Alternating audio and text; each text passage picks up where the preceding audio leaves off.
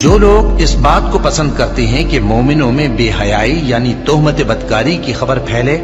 ان کو دنیا اور آخرت میں دکھ دینے والا عذاب ہوگا،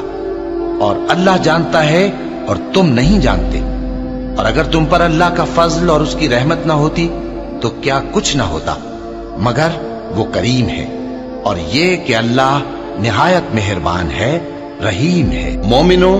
شیطان کے قدموں پر نہ چلنا، اور جو شخص شیطان کے قدموں پر چلے گا تو شیطان تو بے حیائی کی باتیں اور برے کام ہی بتائے گا۔ اور اگر تم پر اللہ کا فضل اور اس کی مہربانی نہ ہوتی تو ایک شخص بھی تم میں پاک نہ ہو سکتا، مگر اللہ جس کو چاہتا ہے پاک کر دیتا ہے،